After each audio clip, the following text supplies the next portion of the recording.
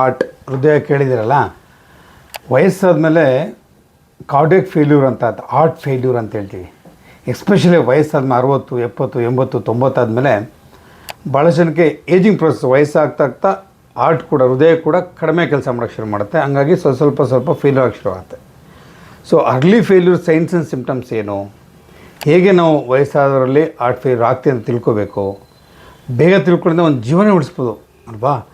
ಈ ಒಂದು ವಿಡಿಯೋನ ನೀವು ಬಂಧು ಮಿತ್ರರಿಗೆ ನಿಮ್ಮ ಫ್ಯಾಮಿಲಿ ಮೆಂಬರ್ಸ್ಗೆ ಫಾರ್ವರ್ಡ್ ಮಾಡೋದ್ರಿಂದ ಹಾರ್ಟ್ ಫೇಲ್ಯೂರ್ ಆಗೋದ್ರಿಂದ ಬೇಗ ಡಯಾಗ್ನೋಸ್ ಮಾಡ್ಬೋದು. ಸೊ ಹಾರ್ಟ್ ಫೇಲ್ಯೂರ್ನ ಬೇಗ ಡಯಾಗ್ನೋಸ್ ಮಾಡಿದ್ರೆ ಒಂದು ಜೀವ ಉಳಿಸಿದ ಪುಣ್ಯ ನಿಮಗಾಗುತ್ತೆ. ಸೈನ್ಸ್ ಆ್ಯಂಡ್ ಸಿಮ್ಟಮ್ಸ್ ಇದೆ, ಏನು ಟ್ರೀಟ್ಮೆಂಟ್ ಮಾಡಬೇಕು, ಯಾಕೆ ಹಾರ್ಟ್ ಫೇಲ್ಯೂರ್ ಆಗುತ್ತೆ, ಹಾರ್ಟ್ ಫೇಲ್ಯೂರ್ ಆಗೋದಂತ ಯಾವ ರೀತಿಯ ಒಂದು ಜೀವನ ಕ್ರಮಗಳನ್ನ ಜೀವನ ಶೈಲಿನ ನಾವು ಉಪಯೋಗಿಸ್ಕೋಬೇಕು ಬಳಸ್ಕೋಬೇಕು ಅನ್ನೋದನ್ನು ವೀಡಿಯೋದ ಪೂರ್ತಿ ಹೇಳ್ತೀನಿ. ನಾನು ಪ್ರೊಫೆಸರ್ ಡಾಕ್ಟರ್ ಮುರಳೀಧರ್ ಅಂತ. 430ಕ್ಕೂ ಹೆಚ್ಚು ವೀಡಿಯೋಸ್ ಮಾಡಿದ್ದೀನಿ. ದಯವಿಟ್ಟು ನನ್ನ ವೀಡಿಯೋನ ಲೈಕ್ ಮಾಡಿ, ಶೇರ್ ಮಾಡಿ, ಮರೆಯದೆ ಸಬ್ಸ್ಕ್ರೈಬ್ ಮಾಡಿ.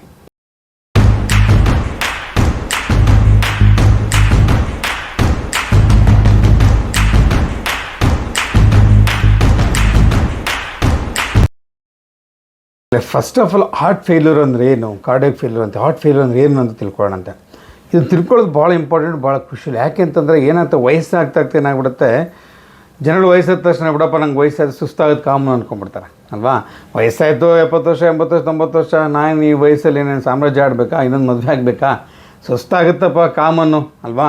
ಏನಂತಾರೆ, ಭೂಮಿ ಭಾರ ಆಗಿ ಬದುಕಿದ್ದೀವಿ, ಊರು ಹೋಗುವಂತಿದೆ, ಕಾಡು ಬಾ ಅಂತ ಇದೆ, ಈ ಟೈಮಲ್ಲಿ ನಂಗೆ ಸುಸ್ತಾದರೆ ಕಾಮನ್, ಅದಕ್ಕೆ ಯಾಕೆ ತೋರಿಸ್ಕೋಬೇಕು ಅಂತ ನೆಗ್ಲೆಕ್ಟ್ ಮಾಡಿಬಿಡ್ತಾರೆ.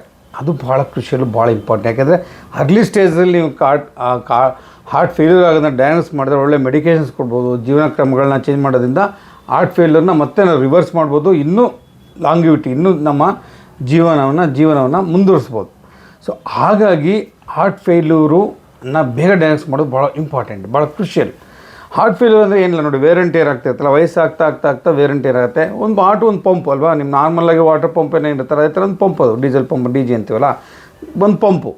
ಸೊ ವಯಸ್ಸಾಗ್ತಾ ಏನಂತ ಹಾರ್ಟ್ ಮಸಲ್ಸ್ ಕೂಡ ವೀಕ್ ಆಗುತ್ತೆ ಅಲ್ವಾ. ಓವರಾಲ್ ಬಾಡಿ ಬೋನ್ಸ್ ಎಲ್ಲ ವೀಕ್ ಆಗುತ್ತೆ. 50 ವರ್ಷ ಆದಮೇಲೆ ಆಸ್ಟೋಪೊರೋಸಿಸ್ ಅಂತೀವಿ, ಮಸಲ್ಸ್ ವೀಕ್ ಆಗುತ್ತೆ, ಸಾರ್ಕೋಪೀನಿಯಾ ಅಂತ ಹೇಳ್ತೀವಿ. ಹಾಗೆ ಕೂಡ ಹಾರ್ಟ್ ಫಂಕ್ಷನ್ ಮಾಡ್ತಾ ಹಾರ್ಟ್ ಕೂಡ ವೀಕ್ ಆಗ್ತೈತೆ, ಮಸಲ್ಸ್ ಕೂಡ ವೀಕ್ ಆಗುತ್ತೆ ಅಲ್ವಾ. ಸೊ ಇದು ವೇರ್ ಆ್ಯಂಡ್ ಟೇರ್ ನಾರ್ಮಲಾಗಿ ಏಜಿಂಗ್ ಪ್ರೋಸೆಸ್ ಆಗುವಂಥದ್ದು. ಸೊ ಹಂಗೆ ಏಜ್ ಆಗ್ತಾ ಹಾರ್ಟ್ ಮಸಲ್ಸ್ ಕೂಡ ಅದರ ಫಂಕ್ಷನಿಂಗ್ ಕೆಪಾಸಿಟಿ ಕಡಿಮೆ ಆಗುತ್ತೆ. ಸೊ ಹಾರ್ಟ್ ಫೇಲ್ಯೂರ್ ಆದಾಗ ಏನಾಗುತ್ತೆ, ಸ್ಲೋ ಹಾರ್ಟ್ ಫೇಲ್ಯೂರ್ ಆಗ್ತದೆ, ಪಂಪಿಂಗ್ ಕೆಪಾಸಿಟಿ ಕಡಿಮೆ ಆಗುತ್ತೆ. ಸೊ ಹಾಗೆ ರಕ್ತ ಪರಿಚಲನೆ ಬಾಡಿಗೆ ಆಗುವಂಥದ್ದು ಕಡಿಮೆ ಆಗುತ್ತೆ, ಆಕ್ಸಿಜನ್ ಓವರಾಲ್ ಬಾಡಿಗೆ ಆಗೋದು ಕಡಿಮೆ ಆಗುತ್ತೆ, ಹಾಗೆ ಸುಸ್ತಾಗುವಂಥದ್ದು, ಚಿಕ್ಕ ಪುಟ್ಟ ಕೆಲಸಗಳಿಗೆಲ್ಲ ಎದುರು ಬರುವಂಥದ್ದು ಆ ಥರ ಎಲ್ಲ ಆಗುತ್ತೆ. ಸೊ ಹಾಗೆ ಹಾರ್ಟ್ ಫೇಲ್ಯೂರ್ನ ನೀವು ಅರ್ಲಿ ಸ್ಟೇಜಲ್ಲೇ ಡಯಾಗ್ನೋಸ್ ಮಾಡ್ಕೊಂಬಿಟ್ರೆ, ಎಸ್ಪೆಷಲಿ ವಯಸ್ಸಾದವ್ರು ಏನಾಗುತ್ತೆ, ಒಳ್ಳೆ ಟ್ರೀಟ್ಮೆಂಟ್ ತೊಗೊಳೋದ್ರಿಂದ ಅದರ ಆಗುವಂಥ ಫರ್ದರ್ ಕಾಂಪ್ಲಿಕೇಶನ್ಸ್ ಕೂಡ ಅವಾಯ್ಡ್ ಮಾಡ್ಬೋದು. ಸೊ ಹಾಗೆ ಹಾರ್ಟ್ ಫೇಲ್ಯೂರ್ನ ಅರ್ಲಿ ಡಯಾಗ್ನೋಸ್ ಹೇಗೆ ಮಾಡಬೇಕಂತ ಪೂರ್ತಿ ವೀಡಿಯೋದಲ್ಲಿ ಹೇಳ್ತೀನಿ. ಮರೆಯದೇ ವೀಡಿಯೋನ ನೋಡ್ತಾಯಿರಿ, ಕಂಪ್ಲೀಟಾಗಿ ನೋಡಿ. ನಿಮ್ಮ ಬಂಧು ಬಾಂಧವರಿಗೆ ಎಸ್ಪೆಷಲಿ ವಯಸ್ಸಾದವ್ರಿಗೆ ದಯವಿಟ್ಟು ವೀಡಿಯೋನ ಫಾರ್ವರ್ಡ್ ಮಾಡಿ. ನಂಬರ್ 1 ಸಿಮ್ಟಮ್ ಏನಪ್ಪ ಅಂತಂದರೆ ಬ್ರೆತ್ಲೆಸ್ ಅಂತೀವಿ, ಎದುಸಿರು ಅಂತ ಹೇಳ್ತೀವಲ್ಲ, ಉಸಿರಾಡೋಕ್ಕೆ ತೊಂದರೆ. ಪೇಷಂಟ್ಗೆ ಏನಾಗುತ್ತೆ, ಉಸಿರಾಡೋಕ್ಕೆ ತೊಂದರೆ ಆಗುತ್ತೆ. ನಾರ್ಮಲಾಗಿ ನಿಮ್ಮ ತಂದೆನೋ ತಾಯಿನೋ ಅಥವಾ ಅಜ್ಜಿನೋ ಒಂದಷ್ಟು ಕೆಲಸ ಮಾಡ್ಕೊಳ್ತಿರ್ತಾರೆ ಸ್ವಂತಕ್ಕಲ್ವಾ. ಮೆಟ್ಲು ಹತ್ಕೊಂಡು ಫಸ್ಟ್ ಫ್ಲೋರಲ್ಲಿ ಮನೆ ಆರಾಮ ಹತ್ಕೊಂಡು ಹೋಗ್ತಿರ್ತಾರೆ, ಅಲ್ಲೊಂದು ವಾಕಿಂಗು ಅರ್ಧ ಕಿಲೋಮೀಟರ್ 1 ಕಿಲೋಮೀಟರ್ ಆರಾಮ ಮಾಡ್ತಿರ್ತಾರೆ, ಸ್ವಲ್ಪ ಸೈಕ್ಲಿಂಗ್ ಮಾಡ್ತಿರ್ತಾರೆ. ಬಟ್ ವಯಸ್ಸಾದಮೇಲೆ ವಯಸ್ಸಾಗ್ತಕ್ಕೇನಾಗುತ್ತೆ, ಸುಸ್ತಾಗಿ ಶುರು ಆಗ್ಬಿಡುತ್ತೆ. ಯಾವ ಕೆಲಸ ನಾರ್ಮಲಾಗಿ ತೊಂದರೆ ಇಲ್ಲದೇ ಮಾಡ್ತೀರೋ ಆ ಕೆಲಸ ಮಾಡೋಕ್ಕೆ ಸುಸ್ತು ಜಾಸ್ತಿ ಆಗುತ್ತೆ, ಎದುರು ಬಂದ್ಬಿಡೋದು, ಬ್ರೆತ್ಲೆಸ್ನೆಸ್ ಅಂತೀವಿ, ಅಂತ ಎದುರು ಬಿಡೋದು ಅಂತ ಹೇಳ್ತೀವಿ. ಯಾವಾಗ ಏನಾಗುತ್ತೆ ಅಂತಂದರೆ ಹಾರ್ಟು ಬರ್ತಾ ವೀಕ್ ಆಗೋದ್ರಿಂದ ಜಾಸ್ತಿ ಫಂಕ್ಷನ್ ಮಾಡೋಕ್ಕಾಗಲ್ಲ, ಕೆಲಸ ಚೆನ್ನಾಗಿ ಮಾಡೋದು. ಹಂಗಾಗಿ ಏನಂತೆ, ಆಕ್ಸಿಜನ್ ಸಪ್ಲೈ ಇಡೀ ದೇಹಕ್ಕೆ ಚೆನ್ನಾಗಲ್ಲ, ಲಂಗ್ಸ್ ಕೂಡ ಬ್ಲಡ್ ಸಪ್ಲೈ ಚೆನ್ನಾಗಲ್ಲ, ಇಡೀ ಬೇರೆ ಪಾರ್ಟ್ಸ್ ಕೂಡ ರಕ್ತ ಪರಿಚಲನೆ ಚೆನ್ನಾಗಾಗಲ್ಲ. ಸೊ ಹಾಗೇನಾಗುತ್ತೆ, ಬೇರೆ ಅಂಗಾಂಗಗಳೆಲ್ಲ ಸ್ವಲ್ಪ ಆಕ್ಸಿಜನ್ ಕಡಿಮೆ ಅಂತ ಉಸಿರಾಡೋದು ತೊಂದರೆ ಆಗುತ್ತೆ, ಅಂತ ಎದುರು ಬಿಡುವಂಥದ್ದು. ಈ ರೀತಿ ನಿಮ್ಮ ಪೇರೆಂಟ್ಸು ಅಥವಾ ನಿಮ್ಮ ಅಜ್ಜಿರು ಎದುರು ಬಿಡ್ತಾಯಿದ್ದಾರೆ. ಮೊದಲೆಲ್ಲ ಆರಾಮಾಗಿ ಓಡಾಡ್ತಿದ್ರು, ಅಮ್ಮ ಬಾರಮ್ಮ ಸ್ಟೆಪ್ ಎತ್ಕೊಂಬರೋಣ ಫಸ್ಟ್ ಅವ್ರಿಗೆ ಅಂತಂದರೆ ತೆರೆಸ್ ಮೇಲೆ ಹೋಗೋಣ ಬಂದು, ಅಯ್ಯೋ ನನ್ನ ಕಡೆ ಆಗಲ್ಲಪ್ಪ, ಅಯ್ಯೋ ಸುಸ್ತಾಗ್ಬಿಡ್ತಪ್ಪ, ನನ್ನ ಕಡೆ ಆಗಲ್ಲ ಅಂತ ಹೇಳ್ಬಿಡ್ತಾರೆ. ಮುಂಚೆ ಆರಾಮಾಗಿ ಎತ್ಕೊಂಡು ಓಡ್ತೀವಿ, ಏನಮ್ಮ ತಿಂಗಳೆಲ್ಲ ಆರಾಮಾಗಿ ಹತ್ಕೊಂಡಿದ್ಯಾ, ಎಲ್ಲ ಮಾಡಿದ್ಯಾ, ಇವಾಗ ಯಾಕಾಗಲ್ಲ ಅಂದರೆ, ಅಯ್ಯೋ ಸುಸ್ತಾಗ್ತಪ್ಪ, ನಂಗೆ ವಯಸ್ಸಾಯ್ತು, ಸುಸ್ತಾಗಿದೆ, ಬಿಟ್ಬಿಡ್ರಪ್ಪ, 70 ವರ್ಷ 80 ವರ್ಷ ನಾನು ಇನ್ನೇನು ಮಾಡಬೇಕು, ನಾನು ಮೆಟ್ಲು ಹತ್ತೋದೇ ಇಲ್ಲ ಇಳಿಯೋದು ಇಲ್ಲ ಅಂತ ಹೇಳ್ಬಿಡ್ತಾರೆ. ವಾಕಿಂಗು ಬರೋಕ್ಕಲ್ಲಪ್ಪ, ಒಂದು ಸ್ವಲ್ಪ ದೂರ ಏನೋ ಒಂದು 100 ಮೀಟ್ರ್ 200 ಮೀಟ್ರ್ ನಡೆದ್ರೆ ಸಾಕು ಸುಸ್ತಾಗ್ಬಿಡುತ್ತೆ, ಎದುರು ಬರ್ಬಿಡುತ್ತಪ್ಪ ಅಂತ ಹೇಳ್ತಾರೆ. ಸೊ ಆ ಥರ ಎದುರು ಬರ್ತಾ ಇದೆ, ಶಾರ್ಟ್ನೆಸ್ ಆಫ್ ಬ್ರೀತ್ ಅಂತ ಅಂತಂದರೆ ಹಾರ್ಟ್ದು early stage of heart failure ಅಂತ ನೀವು ಅನ್ಕೋಬೋದು.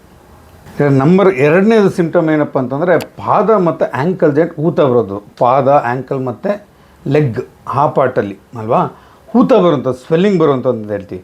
ಸೊ ಆ್ಯಂಕಲ್ ಎಡಿಮಾ ಅಂತ ಹೇಳ್ತೀವಿ, ಲೆಗ್ ಎಡಿಮಾ ಅಂತ ಹೇಳ್ತೀವಿ, ನಾನ್ ಫಿಟ್ಟಿಂಗ್ ಟೈಪ್ ಆಫ್ ಎಡಿಮಾ ಅಂತ ಹೇಳ್ತೀವಿ. ನಾನು ಕಾಲಲ್ಲಿ ಊತ ಬರುವಂಥದ್ದು ಯಾವ ಕಂಡೀಷನ್ಸ್ ಇದೆ, ಯಾವ ಕಂಡೀಷನ್ ಊತ ಬರುತ್ತೆ, ನಾರ್ಮಲಾಗಿ ಫಿಸಿಯಾಲಜಿಕಲ್ ಎಡಿಮಾ ಅಂದ್ರೇನು, ಪೆಥಾಲಜಿಕಲ್ ಎಡಿಮಾ ಅಂದರೆ ಏನು ಅಂತ ಒಂದು ವೀಡಿಯೋ ಮಾಡಿ, ದಯವಿಟ್ಟು ಆ ವೀಡಿಯೋ ನೋಡಿ. ಸೊ ಈ ಥರ ಪಾದ ಮತ್ತು ಆ್ಯಂಕಲ್ ಮತ್ತು ಲೆಗ್ ಇರುವಂತಹ ಪಾರ್ಟಲ್ಲಿ ಊತ ಬರೋದು, ಸ್ವೆಲ್ಲಿಂಗ್ ಬರುವಂಥದ್ದು. ನಾರ್ಮಲಾಗಿ ಕೆಲಸದಲ್ಲಿ ಟ್ರಾವೆಲ್ ಮಾಡಿದಾಗ ಬರ್ತದೆ ಫಿಸಿಯಾಲಜಿಕಲ್ ಎಡಿಮಾ ಅಂತ, ಅದು ಓಕೆ. ಕೆಲವರಿಗೆ ನಾರ್ಮಲ್ಗಿಂತ ಜಾಸ್ತಿ ಹೊತ್ತು ಅದೇ ಊತ ಉಳ್ಕೊಂಬಿಡುತ್ತೆ ಅಲ್ವಾ. ಸೊ ಏನಾಗುತ್ತೆ, ಬೆಳಗ್ಗೆ ತಕ್ಷಣ ಊತ ಜಾಸ್ತಿ ಪಾದದಲ್ಲಿ, ನಿಮ್ಮ ಪ್ರೀತಿ ಪಾತ್ರ ನೀವು ಪಾದ ನೋಡಿದ್ರೆ ಗೊತ್ತಾಗ್ತದೆ ಒಂದ್ಸಲಿ. ಸೊ ಪಾದ ಊತ ಇರುತ್ತೆ, ಏನಮ್ಮ ಇಷ್ಟಪ್ಪ ಊದ್ಬಿಟ್ಟಿದೆ, ಒಳ್ಳೆ ಪೊಟ್ಯಾಟೊ ಥರ ಪೂರಿ ಉಬ್ದಂಗೆ ಹುಬ್ಬಿಟ್ಟಿರುತ್ತೆ ಕೆಲವರಿಗೆ.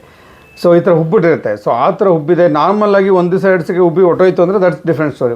ನಾರ್ಮಲ್ ಫಿಸಿಯಾಲಜಿಕಲ್ ಅಂತ ಹೇಳ್ಬೋದು. ಕೆಲವರಿಗೆ ಜಾಸ್ತಿ ಟ್ರಾವೆಲ್ ಮಾಡಿದಾಗ ಆ ಥರ ಪ್ರಯಾಣ ಮಾಡಿದಾಗ ಕಾಲು ಊತ ಬರೋದು ಫಿಸಿಯಾಲಜಿಕಲ್ ಎಡಿಮಾ ಅಂತ, ಅದು ಓಕೆ, ಅದೆಲ್ಲ ನಾನು ಹೇಳ್ತಾ ಇರೋದು. ಪೆಥಾಲಜಿಕಲ್ ಎಡಿಮಾ ಅಂತಂದರೆ ಕಾಲು ಊತ ಬರುವಂಥದ್ದು, ನಿಮಗೆ 3-4 ದಿವಸ 5 ದಿವಸ ವಾರ 10 ದಿವಸ ತಿಂಗಳಾದರೂ ಊತ ಹೋಗಲ್ಲ, ಅದೇ ಥರ ಇರುತ್ತೆ. ಫಿಟ್ಟಿಂಗ್ ಎಡಿಮಾ, ನೀವು ಅದನ್ನು ಊತನಿಗೆ ಅದಕ್ಕೆ ನೋಡೋಕೆ ಗೊತ್ತಾದ ಗುಣಿ ಥರ ಬೆಳೀತದೆ, ಫಿಟ್ಟಿಂಗ್ ಟೈಪ್ ಆಫ್ ಎಡಿಮಾ ಅಂತ ಹೇಳ್ತೀವಿ. ಸೊ ಎಷ್ಟೊಂದು ಕಂಡೀಷನ್ಸ್ ಇದೆ, ಥೈರಾಯ್ಡ್ ಇರ್ಬೋದು, ನಿಮ್ಮದು ಕಿಡ್ನಿ ಫೇಲ್ಯೂರ್ ಆಗಿರ್ಬೋದು, ಈ ಥರ ನಾನಾ ಕಂಡೀಷನ್, ಪ್ರೋಟೀನ್ ಕಡಿಮೆ ಇದ್ದಾಗಲೂ ಆಗುತ್ತೆ, ಲಿವರ್ ಪ್ರಾಬ್ಲಮ್ ಇದ್ದಾಗಲೂ ಈ ಥರ ಊತ ಬರುತ್ತೆ. ಅದೇ ಒಂದು ವೀಡಿಯೋ ಮಾಡಿತ್ತು, ದಯವಿಟ್ಟು ನೋಡಿ. ಬಟ್ ಈ ಥರ ಊತ ಬರುತ್ತೆ ಅಂದರೆ ವಯಸ್ಸಾದ್ರೆ, ಎಸ್ಪೆಷಲಿ 70-89 ಆದವ್ರಿಗೆ, ಆರ್ಡಿಯೋಸಲ್ಲಿ ಹಾರ್ಟ್ ಅಟ್ಯಾಕ್ ಆಗಿರುತ್ತೆ ಅವ್ರಿಗಿರ್ಬೋದು. ಆ ಥರ ಅದರ ಜೊತೆಗೆ ಸುಸ್ತಾಗ್ತದೆ ಅಂತಂದರೆ ಅರ್ಲಿಯಾಗಿ ತೊಗೊಂಡೋಗಿ ತಾವು ತಮ್ಮ ಸ್ಪೆಷಲಿಸ್ಟ್ ಆಗಿ ಫ್ಯಾಮಿಲಿ ಫಿಸಿಷಿಯನ್ಗೋ ಅಥವಾ ಜನರಲ್ ಪ್ರಾಕ್ಟೀಸ್ಗೋ ಅಥವಾ ಕಾರ್ಡಿಯಾಲಜಿಸ್ಟ್ಗೋ ಅಥವಾ MD ಫಿಸಿಷಿಯನ್ಗೋ ತೋರಿಸೋದು ಭಾಳ ಒಳ್ಳೆಯದು. ಯಾಕೆಂತಂದರೆ ಅರ್ಲಿ ಡಯಾಗ್ನೋಸ್ ಮಾಡಿಬಿಟ್ರೆ ಹಾರ್ಟ್ ಫೇಲ್ಯೂರ್ ಅಂತ ಒಳ್ಳೊಳ್ಳೆ ಮೆಡಿಕೇಷನ್ಸ್ ಕೊಟ್ಟು ಕಾಂಪ್ಲಿಕೇಶನ್ಸ್ ಆಗೋದು ಅವಾಯ್ಡ್ ಮಾಡ್ಬೋದು, ಬೇಗ ಫಾಸ್ಟಾಗಿ ರಿಕವರಿ ಆಗೋ ಥರ ನೋಡ್ಬೋದು. ಜೊತೆಗೆ ನಿಮ್ಮ ಪ್ರೀತಿ ಪಾತ್ರ ಜೀವ ಕೂಡ ಉಳಿಸ್ಬೋದು. ಅಲ್ಲೇ ನಂಬರ್ 3ನೇದು ಬಂದು ಫೇಟಿಗ್ ಆ್ಯಂಡ್ ವೀಕ್ನೆಸ್ ಅಂತೀವಿ. ಫೇಟಿಗ್ ಅಂದರೆ ಸುಸ್ತಾಗುವಂಥದ್ದು, ವೀಕ್ನೆಸ್ ಅಂದರೆ ನಿಶಕ್ತಿ. ಸುಸ್ತಾಗುವಂಥದ್ದು, ಆಯಾಸ ಆಗುವಂಥದ್ದು, ನಿಶಕ್ತಿ ಆಗುವಂಥದ್ದು. ಸೊ ಈ ಆಯಾಸ ಆಗ್ತಾಯಿದೆ ಎಸ್ಪೆಷಲಿ ವಯಸ್ಸಾದರಲ್ಲಿ ಅಂತಂದರೆ ಏನೋ ಸ್ವಲ್ಪ ಹಾರ್ಟ್ದು ಪ್ರಾಬ್ಲಮ್ ಇದೆ ಅಂತಂದರೆ ಏನಾಗುತ್ತೆ ಅಂದರೆ ಹಾರ್ಟು ನಾನು ಹೇಳ್ದಂಗೆ ವಯಸ್ಸಾಗ್ತಾ ಅದರ ಒಂದು ಕಾರ್ಯಕ್ಷಮತೆ ಕುಂದುತ್ತಾ ಹೋಗುತ್ತೆ, ಕಡಿಮೆ ಆಗ್ತಾ ಹೋಗುತ್ತೆ. ಸೊ ಕಾರ್ಯಕ್ಷಮತೆ ಕಡಿಮೆ ಆದಾಗ ಏನಾಗುತ್ತೆ, ಅದೇನು ಪಂಪ್ ಮಾಡೋದಲ್ಲ, ಪಂಪಿಂಗ್ ಕೆಪಾಸಿಟಿ ಕಡಿಮೆ ಆಗುತ್ತೆ. ಸೊ ಆಕ್ಸಿಜನ್ ಬ್ಲಡ್ಡು ಎಲ್ಲ ಆರ್ಗನ್ಸ್ಗೆ ಹೋದು ಕಡಿಮೆ ಆಗುತ್ತೆ, ಸುಸ್ತು ಜಾಸ್ತಿ ಆಗುತ್ತೆ.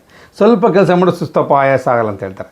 ಸೊ ಯಾವ ತಂದೆ ತಾಯಿಗಳು ಯಾವ ಅಜ್ಜ ಅಜ್ಜಿದ್ರು ನಾರ್ಮಲಾಗಿ ಅವ್ರವ್ರ ಕೆಲಸ ಮಾಡ್ಬೋದು. ಈಗ ಸುಸ್ತಪ್ಪ ಆಗ್ತಾಯಿಲ್ಲ, ಏನಾಗುತ್ತೆ ಅಂತಂದರೆ ವಯಸ್ಸಾದ ತಕ್ಷಣ ವಯಸ್ಸಾದ ಬಿಡ್ರಿ ಸುಸ್ತು ಕಾಮನ್ ಬಿಡಪ್ಪ, ವಯಸ್ಸಾದ್ಮೇಲೆ ರಕ್ತ ಕಡಿಮೆ ಆಗುತ್ತೆ, ದೇಹದಲ್ಲಿ ನಿಶಕ್ತಿ ಆಗುತ್ತೆ, ರಕ್ತ ಕಡಿಮೆ ಆಗುತ್ತೆ, ರಕ್ತದಿಂದ ಸುಸ್ತಾಗುತ್ತೆ ಅಂತ ನೆಗ್ಲೆಕ್ಟ್ ಮಾಡ್ತಾರೆ. ಆ ಥರ ಮಾಡಬಾರ್ದು. ಯಾವ ಕೆಲಸ ನಾರ್ಮಲಾಗಿ ಮಾಡ್ತೀರೋ ಆ ಕೆಲಸ ಅವ್ರು ಮಾಡೋಕ್ಕಾಗ್ತಿಲ್ಲ, ಚಿಕ್ಕ ಪುಟ್ಟ ಕೆಲಸಕ್ಕೂ ಜಾಸ್ತಿ ಸುಸ್ತಾಗ್ತಾಯಿದೆ, ನಾವು ಯಾವುದನ್ನ ಎಕ್ಸ್ಪ್ಲೇನ್ ಮಾಡೋಕ್ಕಲ್ಲ ಅಂತೀವಿ. ಜಾಸ್ತಿ ಸ್ಟ್ರೈನ್ ಆದಾಗ ಸುಸ್ತಾದಾಗ ಓಕೆ, ಹೆಂಗೆ ನಾವೆಲ್ಲ ಕೆಲಸ ಮಾಡೋದು ಜಾಸ್ತಿ ಕೆಲಸ ಮಾಡಿ ಸುಸ್ತಾಗ್ಬಿಡುತ್ತೆ, ಅದು ಬೇರೆ. ಬಟ್ ನಾರ್ಮಲಾಗಿ ರುಟೀನಾಗಿ ಮಾಡ್ತಿರೋಂಥ ಕೆಲಸ ಮಾಡೋಕ್ಕೂ ಸುಸ್ತಾಗ್ತಾಯಿದೆ, ನಿಶಕ್ತಿ ಕಾಣ್ತಾ ಇದೆ, ಅವರಲ್ಲಿ ಉತ್ಸಾಹ ಇಲ್ಲ, ನಿಶಕ್ತಿ, ಏನೋ ಒಂಥರ ಜಡತೆ, ಈ ಥರ ಎಲ್ಲ ಇದೆ, ಅವ್ರಿಗೆ ಶಕ್ತಿ ಕುಂತಾ ಇದೆ, ನಿರುತ್ಸಾಹ ಆಗ್ತಾಯಿದೆ, ಸುಸ್ತಾಗ್ತಾಯಿದೆ, ಆಯಾಸ ಆಗ್ತಾಯಿದೆ, ಬಳಲ್ತಾ ಇದೆ, ಚಿಕ್ಕ ಪುಟ್ಟಕ್ಕೆಲ್ಲ ಬಳಲಿಕೆ ಜಾಸ್ತಿ ಆಗ್ತಾಯಿದೆ ಅಂತಂದರೆ ಹಾರ್ಟ್ದು ಪ್ರಾಬ್ಲಮ್ ಇರ್ಬೋದು. ಆದಷ್ಟು ಬೇಗ ಹೃದಯ ತಜ್ಞನ ಕಾಣೋದು ಭಾಳ ಒಳ್ಳೆಯದು. 4ನೇ ಸಿಂಪ್ಟಮ್ ಏನಪ್ಪ ಅಂದರೆ ರ್ಯಾಪಿಡ್ ಗೈನ್ ಆಫ್ ವೆಯ್ಟ್ ಅಂತೀವಿ. ಇದ್ದಕ್ಕಿದ್ದಂಗೆ ದೇಹ ತೂಕ ಜಾಸ್ತಿ ಆಗುವಂಥದ್ದು. ಸಾಧಾರಣ ವಯಸ್ಸಾಗ್ತಾ ದೇಹ ತೂಕ ಕಡಿಮೆ ಆಗ್ತಾ ಬರ್ತಕ್ಕೆ ಈ ಥರ ಹಾರ್ಟ್ ಪ್ರಾಬ್ಲಮ್ ಇವಾಗ CCF ಅಂತ ಕಂಜೆಸ್ಟಿವ್ ಕಾರ್ಡಿಯಾಕ್ ಫೇಲ್ಯೂರ್ ಅಂತ, ಆ ಥರ ಇದ್ದಾಗ ಏನಾಗುತ್ತೆ, ಹಾರ್ಟ್ ಫೇಲ್ಯೂರ್ ಆದಾಗ ಏನಾಗುತ್ತೆ, ಹಾರ್ಟ್ ಸರಿಯಾಗಿ ಕೆಲಸ ಮಾಡ್ತಿರಲ್ಲ, ಹೆಚ್ಚಿನ ನೀರಿನಂಶ ದೇಹದಲ್ಲಿ ಉಳ್ಕೊಂಡ್ಬಿಡುತ್ತೆ. ಹಾಗಾಗಿ ಪಾದ ಮತ್ತು ಆ್ಯಂಕಲ್ ಊತ ಬರುವಂಥದ್ದು. ಜೊತೆಗೆ ಕೆಲವರಿಗೆಲ್ಲ ಇಡೀ ಬಾಡಿಯೆಲ್ಲ ಊತ ಮಾಡೋದು, ಅನಾಸರ್ಕ ಅಂತೀವಿ, ಕೆಲವು ಹೊಟ್ಟೆಲಿ ನೀರು ತುಂಬ್ಕೊಂಡ್ಬಿಡುತ್ತೆ, ಅಸೈಟಿಸ್ ಅಂತ ಹೇಳ್ತೀವಿ, ಆ ಥರ ಕೂಡ ಆಗೋ ಚಾನ್ಸ್ ಇರುತ್ತೆ. ಸೊ ಇದ್ದಕ್ಕಿದ್ದಂಗೆ ನಿಮ್ಮ ಪ್ರೀತಿ ಪಾತ್ರದ್ದು ವಯಸ್ಸಾಗಿರೋದು ತೂಕ ಜಾಸ್ತಿ ಆಗ್ತಾಯಿದೆ ಅಂತಂದರೆ, ಈಗೊಂದು ಒಳ್ಳೆ ಬ್ಯೂಟಿಫುಲ್ ಎಕ್ಸಾಂಪಲ್ ಕೊಡ್ತೀನಿ. ಅದೊಬ್ಬರು ಪೇಷಂಟ್ ಇದ್ದರು, ಅವ್ರ ಮಗಳು ಮೈಸೂರಲ್ಲಿರ್ತಾರೆ, ಅವ್ರ ತಾಯಿ ಒಂದು ಹಳ್ಳಿಲಿರ್ತಾರೆ, ನನ್ನ ರೆಗ್ಯುಲರ್ ಪೇಷಂಟ್ಸ್ ಅವರು. ಸೊ ತಾಯಿ ಹಳ್ಳಿಯದಿಂದ ಆ ಕೂಸ ಹೊಲ್ಸೋಕ್ಕೆ ಅಂದ್ಬಿಟ್ಟು ಮಗಳಿಗೆ ಕಳಿಸ್ತಾ ಇರ್ತಾರೆ, ಅವಳು ಇದೊಂದು ರವಿಕೆ ಹೊಲಿಸ್ಕೊಡಮ್ಮ ನನಗೆ ಅಂತ. ಮೈಸೂರಲ್ಲಿ ಚೆನ್ನಾಗಿ ಹೊಲ್ಕೊಡ್ತಾರೆ ಅನ್ನೋ ಕಾರಣಕ್ಕೆ, ಹಳ್ಳಿ ಸಿಗ್ತಿರಲ್ಲ ಅಂತ. ಸೊ ಬರ್ತಾ ನೋಡಿದ್ರೆ ಅಳತೆದು ಸೈಜು ಸಣ್ಣದಾಗ್ತದೆ ಅಂದ್ಬಿಡುತ್ತೆ, ಅಂದರೆ ವೆಯ್ಟ್ ಕಡಿಮೆ ಆಗ್ತದೆ.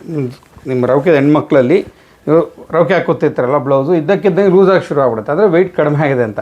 ಇದ್ದಕ್ಕಿದ್ದಂಗೆ ಟೈಟ್ ಆಗುತ್ತೆ, ಊತ ಆಗಿ ವೆಯ್ಟ್ ಜಾಸ್ತಿ ಆಗಿದೆ ಅಂತ ಅರ್ಥ. ಸೊ ಎರಡನ್ನೂ ನೀವು ಗಮನದಲ್ಲಿಟ್ಕೊ. ವಯಸ್ಸಾದರು ನಿಮ್ಮ ರವಿಕೆ ಸೈಜ್ ಏನಿದಾವೆ, ಶರ್ಟ್ ಸೈಜ್ ಏನಿಲ್ಲ, ರವಿಕೆ ಅಷ್ಟು ಟೈಟಾಗಿ ಹಾಕ್ಕೊಂಡಿರ್ತಾರೆ ಹೆಣ್ಮಕ್ಳಲ್ವ, ಇದ್ದಕ್ಕಿದ್ದಂಗೆ ಲೂಸ್ ಆಗಿಬಿಟ್ರೆ ವೆಯ್ಟ್ ಕಡಿಮೆ ಆಗಿದೆ ಅಂತ. ಎಷ್ಟೊಂದು ಕಾರಣಗಳಿದ್ದಾವೆ. ಕ್ಯಾನ್ಸರ್ ಕೂಡ ಒಂದು ಕಾರಣ ವೆಯ್ಟ್ ಕಡಿಮೆ ಆಗೋದಕ್ಕೆ.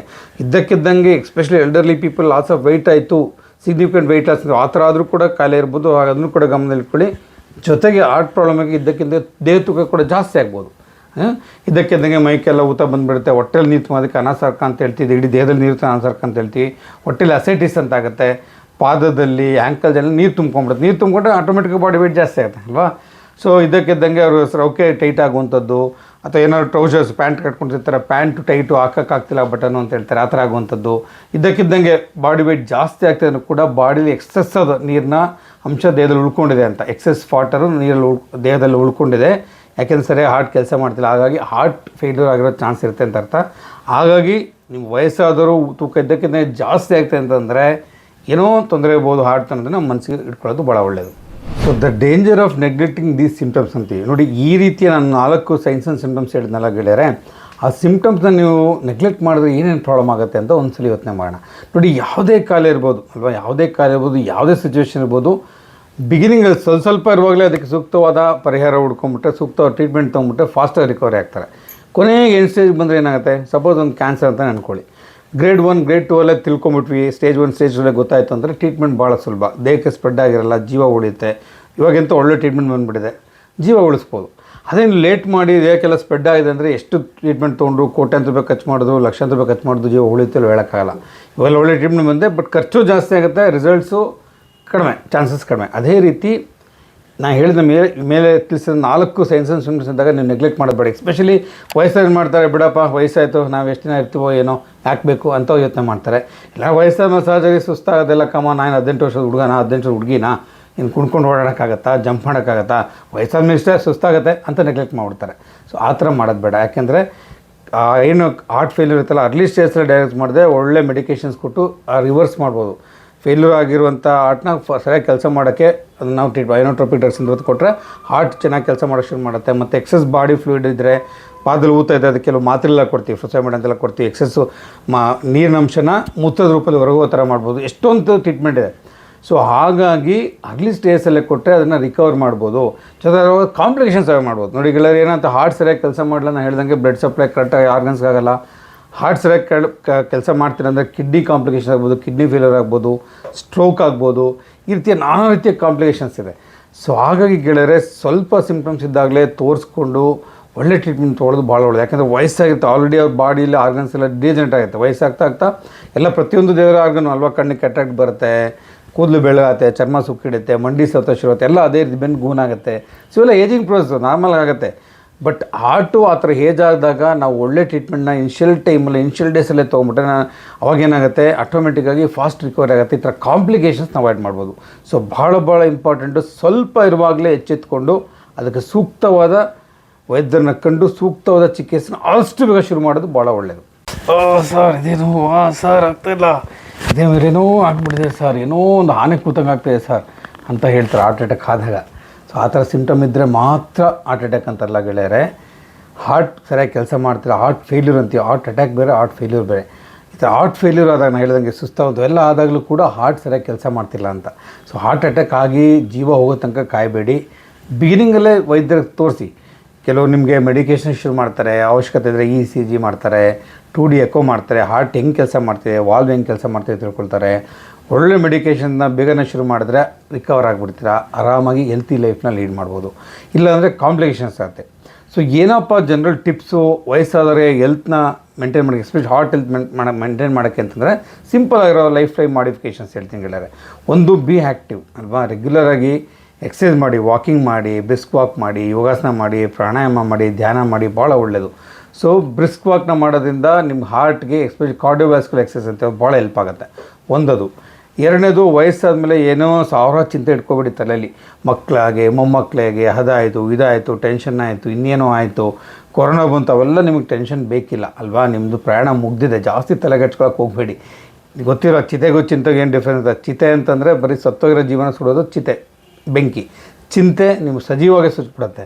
ಸೊ ಇಲ್ಲೆಲ್ಲ ಚಿಂತೆ ಮಾಡೋದು, ಅದು ಇದು ಬೇಡವಾರ್ದೆಲ್ಲ ಯಾಕೆ ಯೋಚನೆ ಮಾಡ್ತಾರೆ, ಯಾಕೆ ಚಿಂತೆ ಮಾಡ್ತಾರೆ, ನಿಮ್ಮ ಕೈಲಿದೆಯಾ? ಇಲ್ಲ. ಸೊ ನಿಮ್ಮ ಕೈಲಿ ಯಾವುದಿಲ್ಲ ಅಲ್ವಾ, ಅದನ್ನು ಬಿಟ್ಬಿಡು. ಜಾಸ್ತಿ ಟೆನ್ಷನ್ ತೊಗೊಬೇಡಿ. ಟೆನ್ಷನ್ ತೊಗೊಂಡ್ರು ನಿಮಗೆ ಹಾರ್ಟ್ ಅಟ್ಯಾಕ್ ಆಗೋ ಚಾನ್ಸಸ್ ಜಾಸ್ತಿ, ಹಾರ್ಟ್ ಕಾಂಪ್ಲಿಕೇಶನ್ಸ್ ಆಗೋ ಜಾಸ್ತಿ, ಹಾರ್ಟ್ ಫೇಲ್ಯೂರ್ ಆಗೋ ಚಾನ್ಸಸ್ ಜಾಸ್ತಿ. ಹಾಗಾಗಿ ಚಿಂತೆ ಮಾಡಬೇಡಿ. ದೈವಿಚ್ಛೆ ಅಂತ ನಡ್ಕೊಂಡು ಹೋಗ್ತಾ ಇರುತ್ತೆ, ನೀವು ತಲೆ ಕೆಡಿಸ್ಕೋಬೇಡಿ. ನಿಮ್ಮ ವಯಸ್ಸಿಗೆ ತಕ್ಕಂಥ ಒಂದು ಏನು ಲೈಫ್ ಸ್ಟೈಲ್ ಅದನ್ನು ಮಾಡಿಕೊಡಿ, ಇಂಪಾರ್ಟೆಂಟು. ಅದಾದಮೇಲೆ ಸ್ಮೋಕಿಂಗ್, ಡ್ರಿಂಕಿಂಗ್ ಇದ್ದರೆ ಕಂಪ್ಲೀಟಾಗಿ ಅವಾಯ್ಡ್ ಮಾಡಿ, ಭಾಳ ಡೇಂಜರು. ಮತ್ತು ಹೆಲ್ತಿ ಬ್ಯಾಲೆನ್ಸ್ಡ್ ಫುಡ್ನ ತೊಗೊಳ್ಳೋದು ಭಾಳ ಒಳ್ಳೆಯದು. ಫ್ರೂಟ್ಸು, ಗ್ರೀನ್ ಲೀಫ್ ವೆಜಿಟೇಬಲ್ಸು ಅವನ್ನೆಲ್ಲ ಯಥೇಚ್ಛವಾಗಿ ಬಳಸಿ, ನೀರು ಚೆನ್ನಾಗಿ ಕುಡೀರಿ. ಸೊ ವ್ಯಾಯಾಮ ಎಲ್ಲ ಕರೆಕ್ಟಾಗಿ ಮಾಡಿ. ಇವೆಲ್ಲ ಮಾಡೋದ್ರಿಂದ ನಿಮ್ಮ ಲೈಫ್ ಸ್ಟೈಲ್ನ ಇಂಪ್ರೂವ್ ಮಾಡೋದ್ರಿಂದ ಹಾರ್ಟ್ ಫಂಕ್ಷನ್ನ ಹಾರ್ಟ್ ಫೇಲ್ಯೂರ್ ಆಗೋದನ್ನ ಅವಾಯ್ಡ್ ಮಾಡೋದು, ಇವನ್ ಹಾರ್ಟ್ ಅಟ್ಯಾಕ್ ಆಗೋದು ಕೂಡ ಅವಾಯ್ಡ್ ಮಾಡೋದು ಗೆಳೆಯರೆ. ಸೊ ಭಾಳ ಮುಖ್ಯವಾದಂಥ ಲೈಫ್ ಟಿಪ್ಸ್ನ ಹೇಳಿದ್ದೀನಿ. ನಿಮಗೆಲ್ಲ ಇಷ್ಟ ಆಯ್ತು ಅಂದ್ಕೊಳ್ತೀನಿ. ಖಂಡಿತ ಈ ವಿಡಿಯೋನ ಮರಿದೇನೆ ನಿಮ್ಮ ವಯಸ್ಸಾದ ಅಪ್ಪ ಅಮ್ಮಂಗಿರ್ಬೋದು, ಅಜ್ಜ ಅಜ್ಜಿ ಇರ್ಬೋದು, ನಿಮ್ಮ ಪಕ್ಕದಲ್ಲಿ ಅಂಕಲ್ ಆಂಟಿ ಹತ್ರ ವಯಸ್ಸಾದರು ದಯವಿಟ್ಟು ಅವ್ರು ತಿಳಿಸಿ. ಮತ್ತು ಅವ್ರ ಮಕ್ಕಳು ಮೊಮ್ಮಕ್ಕಳು ಫ್ಯಾಮಿಲಿ ಮೆಂಬರ್ಸ್ ಎಲ್ಲ ನೋಡುವಂಥ ವಿಡಿಯೋ ಇದು. ಈ ರೀತಿಯ ಸೈನ್ಸ್ ಆ್ಯಂಡ್ ಸಿಮ್ಟಮ್ಸ್ ಇತ್ತು ಅಂತಂದರೆ ಬರೀ ಹಾರ್ಟ್ ಅಟ್ಯಾಕ್ ಆಗಿ ನೋವಾದಾಗ ಮಾತ್ರ ಡಾಕ್ಟ್ರು ತೋರಿಸ್ಬೇಕಂತಲ್ಲ. ಈ ರೀತಿಯ ನಾನು ಹೇಳಿದಷ್ಟು ಸಿಮ್ಟಮ್ಸ್ ಇದ್ದರೂ ಕೂಡ ದಯವಿಟ್ಟು ಹೋಗಿ ಒಂದ್ಸರಿ ರೂಟೀನಲ್ಲಿ ಚೆಕ್ ಮಾಡ್ಕೊಳ್ಳಿ. ರೆಗ್ಯುಲರಾಗಿ ಎಲ್ಲಿ ಚೆಕಪ್ ಮಾಡ್ತಾಯಿದ್ರೆ ಈ ಥರದ ಕಂಡೀಷನ್ ಬೇಗ ಪಿಕಪ್ ಆಗುತ್ತೆ. ಬೇಗ ಟ್ರೀಟ್ಮೆಂಟ್ ತೊಗೊಂಡ್ರೆ early diagnose will be the best treatment ಅಲ್ವಾ. ಸೊ ಬೇಗ ಕಾಯಿಲೆ ಗೊತ್ತಾಯ್ತಂದರೆ ತೀಕ್ಷ್ಣವಾಗಿ ಬೇಗ ಟ್ರೀಟ್ಮೆಂಟ್ ಶುರು ಮಾಡ್ಬೋದು, ಒಂದು ಜೀವ ಉಳಿಸ್ಬೋದು. ಪ್ರಪಂಚದಲ್ಲಿ ನೀವೇನೇ ಸಿಗ್ಬೋದು, ದುಡ್ಡು ಸಿಗ್ಬೋದು, ಕಾಸು ಸಿಗ್ಬೋದು, ಹಣ ಸಿಗ್ಬೋದು, ಅಂತಸ್ತು, ಡಿಗ್ರಿ ಪ್ರತಿಯೊಂದು ಸಿಗ್ಬೋದು.